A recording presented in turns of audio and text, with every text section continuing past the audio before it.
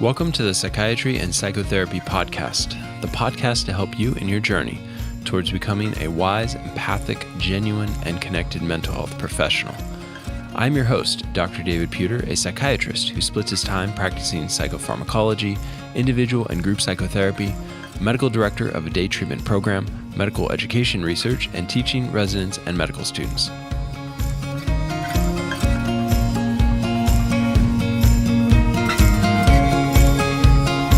All right, and welcome back to the Psychiatry and Psychotherapy podcast. And today I am going to go into a topic of prescribing exercise for depression, anxiety, chronic stress, and diseases of chronic stress like diabetes, hypertension, heart disease, chronic pain, and the list goes on. And the problem that we face in our culture is we have chronic stress. We are constantly on the go, and this leads to all sorts of issues. And what I mean by that is people are not dying of infections anymore. Your uncle and your parents probably did not die of Lyme disease. They did not die of,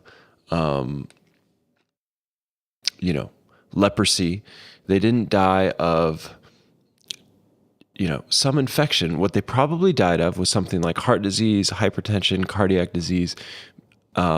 Something like this is a disease of chronic stress. And the chronic stress systems go on, and they lead to a breakdown of usually one organ to start with, and then subsequently it keeps going as we medicate the first organ.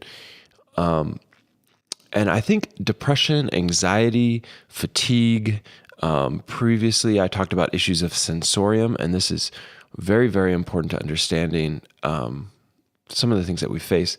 So in this article, I am going to go through 17 studies, some briefly, some more time. I will put this all on my website if you follow the link to psychiatrypodcast.com, and you can download the PDF from there.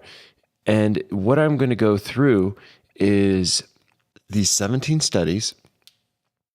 I'm going to go through some of my knowledge from my experience, and I am going to point towards what you can do to start out if you are completely exercise naive, like you have absolutely no exercise consistent plan.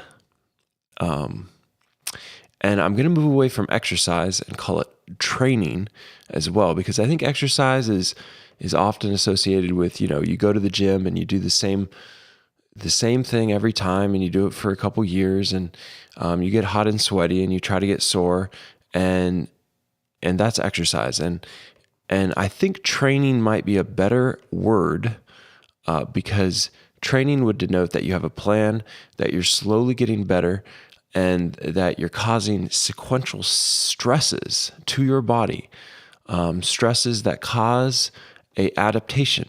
Now, for that to occur, you need the stress to be big enough, and you need to allow for a recovery. Recovery is, eating the right food, getting enough sleep, and having enough time between exercises that allows for the stress to recover to the point of adapting. And if you are an 80-year-old man, or a 20-year-old man, or a 14-year-old adolescent, this applies to you all the same. Studies have shown that no matter where you are in life, you can actually gain strength, and you can gain cardiovascular endurance, irregardless of where you're starting from. I think that there's something here that you can benefit from. So the first thing I'm going to do is I'm going to lay out some of the arguments I have for the, what does it say in the literature, the scientific literature on the efficacy of exercise and different mental health and physical issues that people can have.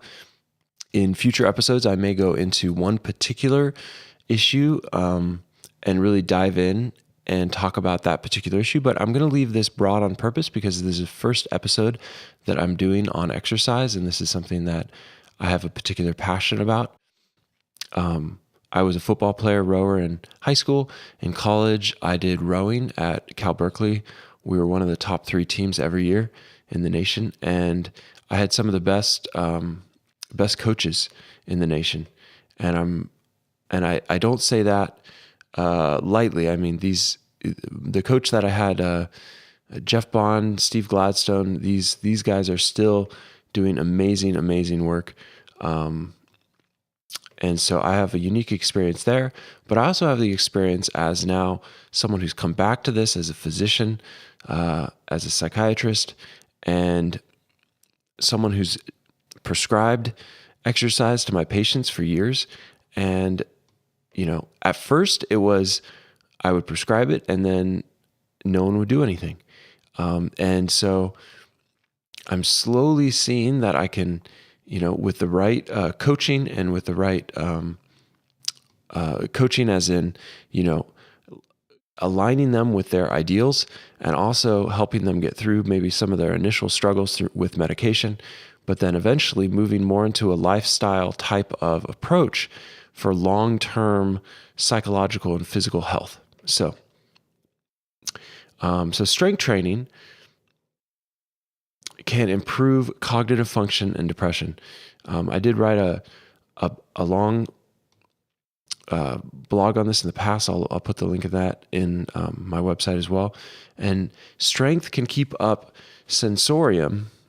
So sensorium, the fluctuations of mental status, the total brain function, strength can keep that up in the face of unplanned medical issues. So let's say, you ended up in an ICU, in an intensive care unit at some point in your life. People who have muscle weakness had overall worse survival outcomes in one of these places. Specifically, if they had worse hand grip strength, it predicted worse outcomes in people with hip fractures. And if people had sarcopenia, which is a low muscle mass, it increased risk of developing delirium. In one large study of 588 hospitalized elderly patients. So specifically, delirium is, the waxing and waning sensorium issue that is very severe. And these people are pulling out their lines, they're confused, they're hallucinating, they've literally lost their mind. Family and friends are watching this sometimes, and they just don't know what to think of this. This is someone who previously was functional and could talk and relate, and now they're talking gibberish and they look psychotic. And this can happen to people as they have a combination of multiple medical issues or one medical issue even sometimes. And if they're elderly, especially if they have dementia, I talk about it in Sensorium episode number 1 in more detail. So in this one study, they found that people with low muscle mass had increased risk of developing delirium.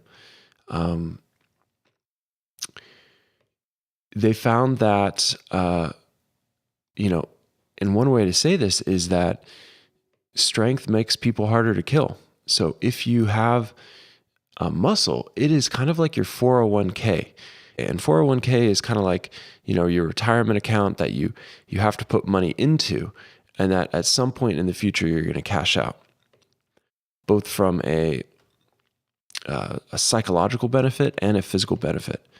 So in one study, they did once or twice weekly resistance training over 12 months, and it improved executive function, selective attention, and even conflict resolution, whereas balance and tone training had deteriorating effects. And so strength training, once or twice weekly, that's all it took, improved executive function, the ability to plan, to orchestrate your life, to focus, to concentrate, and it also improved conflict resolution. And one of the reasons might be is because when you have a good exercise routine, you're physiologically going to be less reactive. You're at baseline going to be able to handle the smaller stresses of life, and conflicts between your spouse or significant other. Those are stresses just like anything else. But when you have a physical training program, then what happens is the stresses of life are not experienced in your physiological body in the same way. They're experienced less strongly because you've had stresses sequentially that are physically, and it will help you with the psychological stresses that come as well. So in another study, they had just 10 weeks of supervised progressive resistance training 3 times a week, and it showed improvement in depression as well as improvement in bodily pain, as in like a decreased bodily pain, increased vitality, and increased social functioning. So once again, they found that just in 10 weeks, they were able to get an effect that was pretty strong. It was also shown to decrease limitations on routine activities from emotional problems. So the emotional problems can limit us and what we do. And by doing this strength training, resistance training, they had the ability to have less limits to what they were doing on a daily activity.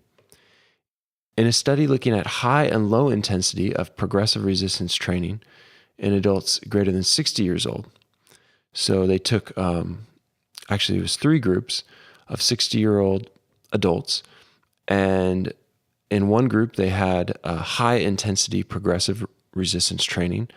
In one group they had low intensity resistance training, and in one group they didn't do anything. And they found that there was a decrease in depressive symptoms more significantly in the high intensity group. And the high intensity group was, doing 3 sets of 8 reps at 80% of their 1 rep max, whereas the low intensity group was doing 20% of their 1 rep max. The depression scale assessed sleep, feelings of guilt, mood, anxiety, slowness of thought, speech, and action. And they found that the high intensity group had the largest decrease in these symptoms. The sleep quality improved greatest in the high intensity group.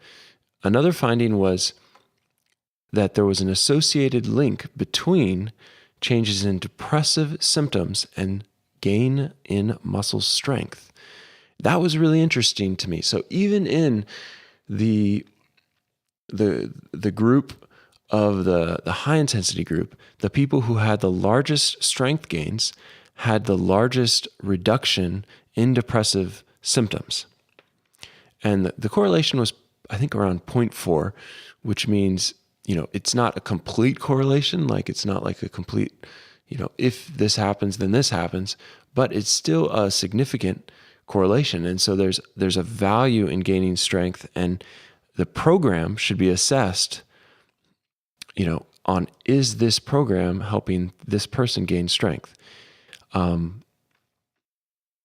So exercise in general, the value of exercise in general. So exercise as in, cardiovascular exercise also has been shown to decrease depressive symptoms. And one study looked at a group of people, groups of people that were followed in 15 studies.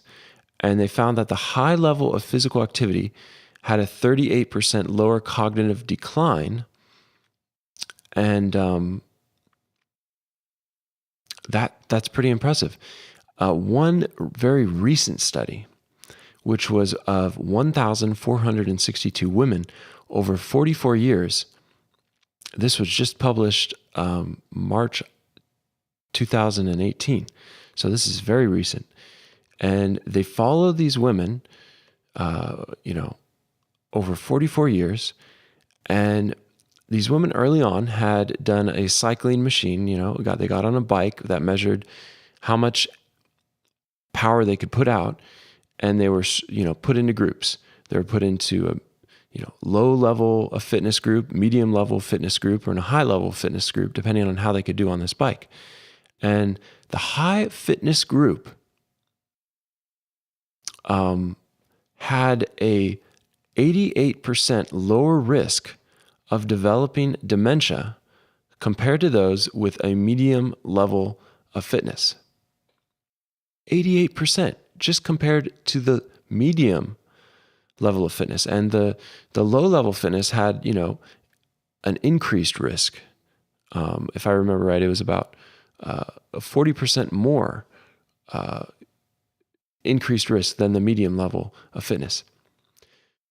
And those in the high fitness group that did develop dementia, so there was, I think, about 5% in the high fitness group that had developed dementia. They had a delayed onset by 9.5 years compared with those in the low fitness level. So that this study was very impressive. Number one, it was over 44 years, and it showed that the high fitness group had both the lowest level of future dementia, and it also had the furthest delay in the onset of dementia. And that's really impressive. So what does exercise actually do? Exercise changes our genes. And how it does that is not through, the one set of genes that we get from our mother and our father. That it doesn't change those genes, but it upregulates and downregulates different things in the body. And I would say in the way that we were made, like we were not made to sit on our couches and to not move. And, we were made to move around the world and to move around our environment. And so when we exercise, it's like our genes open up in some areas and close in other areas. And this is called epigenetics. And one change that occurs is brain-derived neurotrophic factor increases. And this increases brain plasticity, meaning the ability of the brain to actually change. It increases this. And in the previous podcast on exercise, I talked about how, good diet could increase brain plasticity. Exercise is another one of those things. And I'll also say that antidepressants actually can increase brain-derived neurotrophic factor, and ECT can increase brain-derived neurotrophic factor. So a lot of the treatments that we give for depression increase brain-derived neurotrophic factor. One way that you can get it naturally is through good diet, through good exercise. And we know that also there's other epigenetic phenomenons that occur. And Dean Ornish did a really amazing study on exercise and lifestyle change, exercise, diet. And it wasn't just like 10 genes that changed. It was thousands. So there's literally thousands of things that get upregulated and downregulated from a healthy lifestyle. Another one of those is uncoupling protein 2, which is important for learning and memory. So all of these things go together and they increase executive function. So your ability to increase your ability to schedule, plan, monitor, task coordination. They increase neuroadaptive functions, like the ability of the brain to adapt to new challenges. They are also neuroprotective, meaning that they, can help you overcome things that are coming at you that could be damaging. Further, it counteracts the effects of stress, both future stresses and present stresses. So by decreasing future stresses, we will decrease our learned helplessness when subjected to overwhelming stress. And, if I were to force a rat to exercise, it actually doesn't increase brain-derived neurotrophic factor. It actually decreases it. So I cannot force anyone to do this. Like, you have to, in your mind, decide that exercise is going to be something that's a part of your life, that you're going to create some margin in your life because it's so important. And out of that margin, and really all you really need is like 3 days a week of exercise to have a good plan and move forward like that. So, Exercise in the elderly is associated with, increased executive functioning, increased processing speed. Exercise in one study reduced the risk of cancer occurrence, progression, and mortality. Exercise in another study, comparing Zoloft to, which is an antidepressant, to exercise in a group of, moderately depressed individuals, showed that exercise and Zoloft both improved outcomes, and it was about the same. There was no statistical significant difference between the two groups. This was a nice study that was done at Duke, and it showed that, group exercise 3 times a week can reduce depressive symptoms. When I think about exercise and chronic stress, I think about one of the main diseases of chronic stress is diabetes. And one study where they looked at strength training specifically and type 2 diabetes, they had these diabetic patients train one of their 2 legs. So they only allowed the diabetes patients over the course of 6 weeks to work out basically one leg, on one side. So they chose the right leg, and they would work out this leg 3 times a week for about a half an hour. And then they did these studies where they clamped off blood flow on both legs. They did biopsies of, both the people who did this exercise routine on their leg and the control group that didn't have diabetes. So they compared all these different groups of people, and they found that the trained leg had better blood flow, increased leg glucose clearance, which was larger than just the increase in muscle.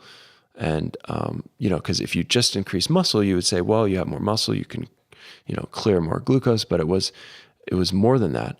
They had increased GLUT4, insulin receptor protein kinase B was increased, and they had, a change in their glycogen synthase and GS total activity. All that to say is that strength training enhanced insulin action in skeletal muscles. So insulin actually worked better in these skeletal muscles. Insulin is what drives glucose into the muscles, and insulin is what we give to diabetes patients. So, one study that compared strength training with endurance training on diabetic patients found that in the group that was strength training, they had a reduction in the hemoglobin A1C. A reduction that was significant. It was a drop from 8.3 to 7.1, just with the sort of bringing in the strength training. And that's a pretty significant drop. That could be the difference between out of control or more in control diabetes. And, so hemoglobin A1C, it looks at the glucose that's sort of floating around in the blood and sticking to, blood cells over the course of 3 months. So, blood cells last about 3 months, and if you have a lot of increased sugar in your blood, then that'll kind of cake on to those, floating around blood cells. So basically it's the difference between having, a nice old-fashioned donut, that would be a healthy donut, if donuts could be healthy. And so you have this old-fashioned donut, which doesn't have any sugar on the outside or sugar coating, compared to like a donut with a sugar coating. That would be a high hemoglobin A1C.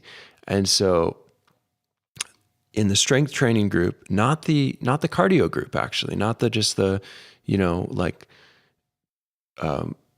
jogging or, the cardiovascular exercise group, that group didn't show a decrease. It was the strength training group that showed the decrease. And there was a decrease in blood glucose from 204 to 147. There was a decrease in total cholesterol from 207 to 183. There was a decrease in LDL from 120 to 106, and triglycerides from 229 to 150. All that to say is that the strength training group, not the cardio group, had the reduction of all of these things. So that leads me to, where do I recommend that you get started. I am a believer in strength training. I'm also a believer in cardio. I think that you can start with the strength training because you really don't want too much of a stress. You just want the right amount of stress to cause an adaptation. So when I wanted to get back in shape a year ago, I started something called Starting Strength. And I will put a link of this stuff on my website if you follow it from this podcast. And the Starting Strength model, you can learn on your own. There are people who just get the book and, watch YouTube videos. I'll put some links to those things. And basically you do 3 sets of 5 of the big exercises: squat, deadlift, bench, and press. So all these studies on strength training, it wasn't just upper body bros. You see a lot of guys going to the gym and they're doing their bicep curls and they're doing their bench and maybe a couple other upper body stuff, but they don't do legs. Like, you need to get the full benefit. You need to do your biggest muscle groups, which is the squat and the deadlift. And so in this program, you do squat 3 times a week, 3 sets of 5. You do deadlift starting out 3 times a week, 1 set of 5. And you do bench alternating with press, 3 sets of 5. And the technique is really, really important to get right. I actually went to a conference where I had my technique critiqued. I've worked with coaches, and if you're considering, looking up like where coaches might be located compared to where you live, I'll put a link on that on my website as well. There's also a Starting Strength online coaching, and if you use the discount code COURAGE, then you can get a really nice discount on your first month. I'll put a link to that in my show notes on my website as well. And the benefit of an online coach can be they can look at your squat form, your deadlift form, your bench, and your press. They can tell you exactly what you're doing the following week. There's a good app that they can sort of look at your different movements and give you critique, and slowly you can, have the right form.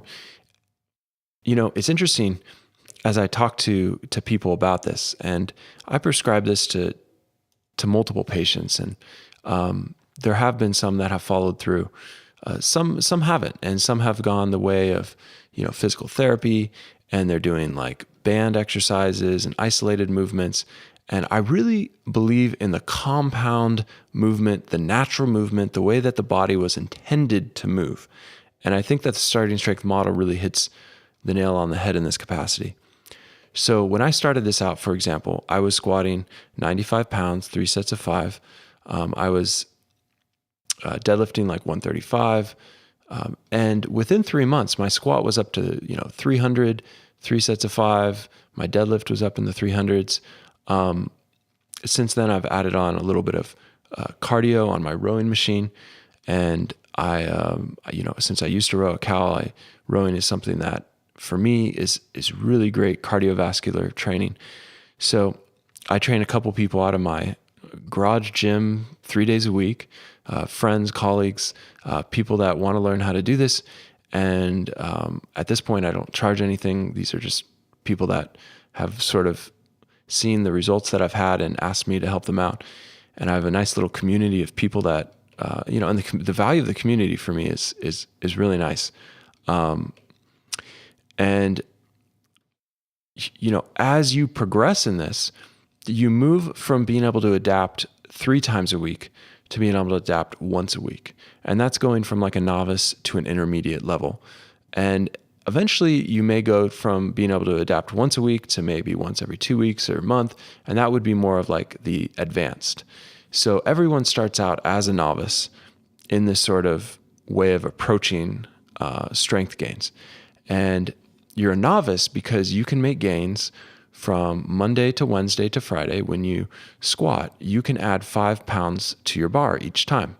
And a lot of people don't realize that you can do that. If you're eating right, if you're sleeping right, you can keep adding weight to the bar, and your muscle, because you have so many muscle groups that are sort of coordinating a squat or a deadlift, you can add that weight and sequentially get stronger. Adding for a squat, if you're adding 5 pounds,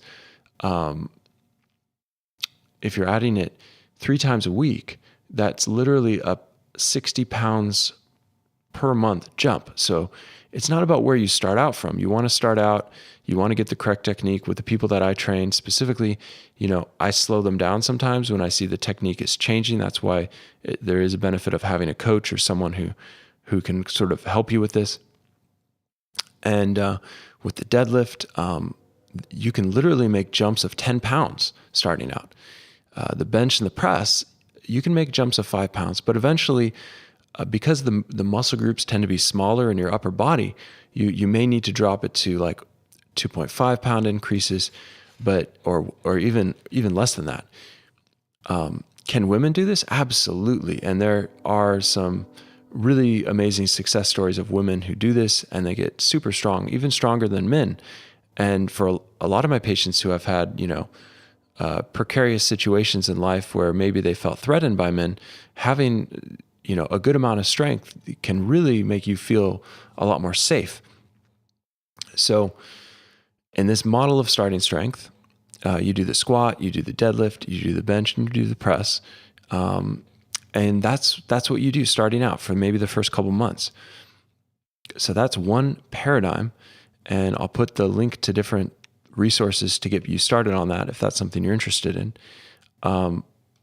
that you can do to get strong fast. And I don't know any other program, after all of my years of strength training and doing sports at a high level, where you can get stronger faster than starting strength. If you're a novice, if you're starting out, or even if you've been doing it for a while, like let's say you've been going to the gym for a couple years and you feel stuck,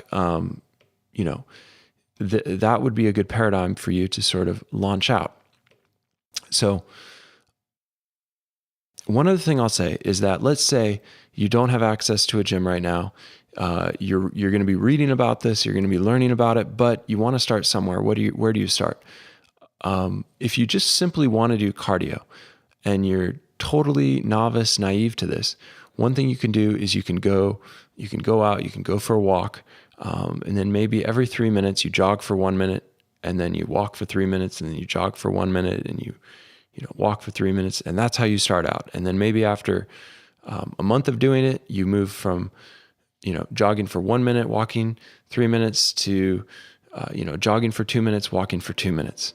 So there are different ways that you can set up your stresses to be sequential, where the stress is increasing a little bit and your body is adapting to the stress.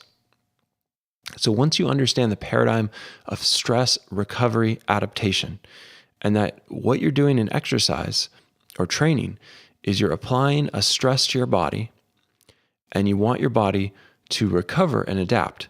Now, there are some models of training, like CrossFit, for example, where they almost apply too much stress. So if you're completely naive and you go in and you do this huge workout and you get totally destroyed, you could literally spend a week in recovery and just completely in debt, and it doesn't necessarily cause the adaptation that you want. So there's almost like a sweet point. And if you're doing whatever you're doing, to consider like, okay, am I recovering from this stress? Am I recovering to a point that I am able to adapt? And how long is it taking me to recover? And there's kind of an optimum place where, 24 hours, 48 hours as a novice, you should be able to recover and adapt. Now, if you get, as you get older, the recovery may take a little bit longer. So instead of 24 hours, it may take, 48 to 72 hours at first. So even, strength training 2 days a week for someone who's a little bit older, and by older, I mean, in 60, 70 years old. And you may wonder, like, can someone who's older like that have adaptations? and get stronger? Absolutely. I once heard the biggest myth from one of my friends, that you could only get stronger into your 30s and then you're basically stuck. And so he was like, I'm going to get stronger. And that's just not proven to be the case. Once you're in like, a community that shows that there are people who are older that can get really strong. So that is my basic talk on how to optimize exercise. And I will put all of these notes in my website.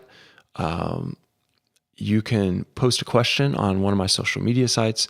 And if this was helpful for you, I would ask that you please share it with a friend, get the word out. This is so important as we combat the diseases of chronic stress that are in our society, the issues of obesity, the issues of, depression, anxiety, and the disease of chronic stress with chronic pain, chronic diabetes, hypertension, heart disease. We really have to think through ways of treating this. And hopefully this can be one hammer in the way that you can overcome it or help someone else overcome their issues. And I'd really love to hear from you. If you post something up on your social media that you took something away from this, that's very encouraging to me. If you share it, that's very encouraging to me. If you leave a review in iTunes, that's very encouraging to me. All right, I'm going to leave it there. Have a great day.